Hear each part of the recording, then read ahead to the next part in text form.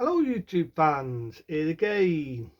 And I figure why not talk about this one. And I'm talking about action films of a certain era, going from 81 to 82 to so on. I figure why not this one. Now I do remember doing a trilogy of this, and I do apologise I've been off for a few weeks, busy at work. I like to secret anyway before I talk about what I'm going to talk about. I've been running different shops, as you know, and running different Benados. So there's a few times you don't see me. It's not because I hate you. It's not because I think all the hell with YouTube anymore. You've got to understand I'm a busy man. Sometimes I do work in different shops, and sometimes in Benados. They'll move me about into different shop sections. Remember the one when I did Chain to Hell? That was me having a laugh because it took half an hour to get a bloody chain back home. But I actually enjoy it. It's a good experience. You remember me saying it. But anyway, let's talk about one of my favourite hobbies, and that being doing YouTube videos. I love doing them. I've done them now for over so many days, and I figure why not, why not? And I do remember talking about a certain era of things. I'm going to do action films from the 80s. Started with Raiders, oh no, not Raiders, sorry. Started with For Your Eyes Only, classic James Bond film with Roger Moore.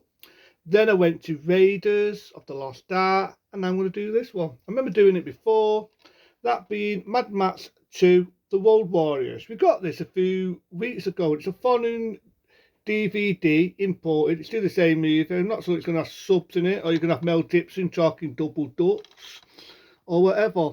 But it's very rare find, and it is Mad Max 2, The Road Warriors. Now, as we already know, in our country, it was only called Mad Max 2. And then after this went on video, they called it Mad Max 2, The Road Warriors.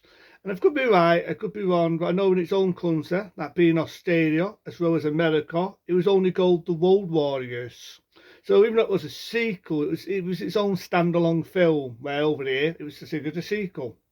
Now, after the success of Mad Max, decided why not, money talks, and they put a bit more of a budget in it, make a sequel a couple of years later, and that being Mad Max 2. It made a name for Mel Gibson, he was doing a lot of Australian soaps, he was in an Australian TV film called Tim, and it was thanks because of Mad Max it launched his career. This was before the Lethal Weapon films were even ever heard of. So in 1981, they decided to make a sequel, so they go on, and Aussie, it was its own film, even though it's doing a sequel. Whatever you want to call it, they made the sequel. And this was it. The Road Warriors, or Mad Max 2, whatever you want to call it. They sold bits from the original, and how he became Max, his wife getting run over, his kid getting killed, him going mad, killing all the baddies at the end. And then it starts off this beautiful opening, it's panned out, right, in this spots format. It does a bit of war, like Hitler making his speeches, and what the hell's all this coming for? But you get the idea of the story. That they're low on food, they need gas, they need petrol. And I'm thinking, would water be more important? Think about it, right? They're in a desert, in the middle of nowhere. Believe me, I think water would be more important than food. But for some reason, they're fighting over food. It's a rare thing. So some people today, they would think this is laughable. People killing and fighting and murdering people over food. But for a very early apocalypse universe film, I think it rubs off, and I think the main highlight of the film is why I never liked the new Mad Max, Future Road, which is technically just a sequel to this. What made the highlight of the film is they brought back our mate, Mel Gibson. No Mel Gibson, no Mad Max. That's how I see it. No Mel Gibson, no Mad Max. It's like the TV series. No Mel Gibson, no Lethal Weapon. Without him, or even Danny Glover, it's nothing. And this was something because of our main man here. So again, like I say, it pans out, beautiful shot of the scene, and then you've got the car, and you've got our mate.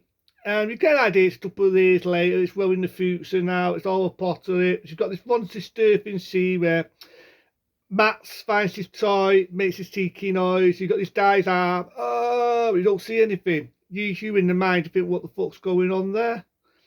And then you've got these family, you've got this kid who doesn't speak, but you really voiceovers, but you get an idea it's him all growing up. And he goes, and he folds his boob around, he cuts his guy's fingers off. And one of the villains, if you've ever think you've seen him before, in 85, you might remember him in Demando. Commando in this, he's in a bad day in this. Again, as if drinking David Engels, he's got a boy toy, a boyfriend, he gets killed, by the way. Kid falls through behind, it sticks in his frigging head, falls down brown bed. If you get a bit idea, his day. You got one guy, he has a hockey mask on. This was like before, well, you can't say before Jason Voorhees. This come out in 1981 when they did the second Friday the 13th.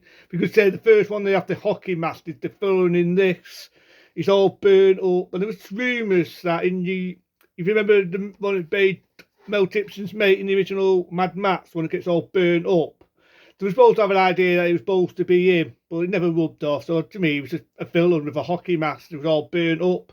But I like the idea you never got to see his face, and it's called the Road Warriors. It always had me wondering whether the wrestlers, one of them is sadly no longer with us, the two buffers used the name Road Warriors, because it's funny how they look. If you look at the main villain here, look how fucking similar that is to how the Road Warriors were, the wrestlers. So that's had me wondering that.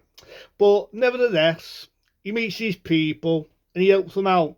You know what I mean? At first, he wasn't going to help them out. In this, you think Mel Gibson as Matt is a selfish prick. Not going to help anybody for himself. But if you see how it ended in the original, you can kind of see why he's a bit self-centered. And but he does help them anyway. You know, they do treat him like shit. You know, they tie him up, they hit him, they treat him like a pissing off. But then they know that he's the man. He's the man who's going to help them. I love the bit where this guy, who's one of the leaders, has a go at him and says, "Tell us a story, Matt. Don't tell us a story. What made you this way?" And then Matt obviously snaps up and smacks him one. But he does have an accident. His car gets blown up, but there's a die all the way through it. At first, Matt has a pissing off. Funny bit where he tries to get the better of him, but he outsmarts him. He has all these booby traps in his car. But it's not really an action film.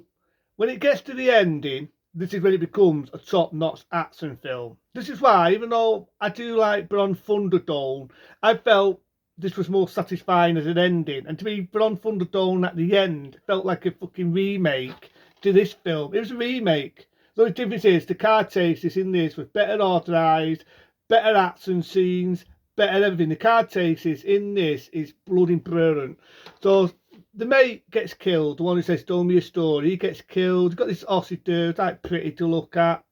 You might have seen in a lot of Aussie stuff. She also played in The Living Daylights. Remember the scene where Timothy Dalton rips his girl's blouse off and she's half naked and she's running about in The Living Daylights, the Bond film? That's the same actress who's in this. She gets killed, sadly to say. But I do love the epic car chase scenes. The car chases are in the desert, none of this CDR rubbish, unlike flipping Fury Road. It was all CDR. These was practical car chases, practical explosions. I would miss them golden bleeding days. Real stuntmen, real car chases. Something you're never going to see. You're never going to see that anymore in films. Never.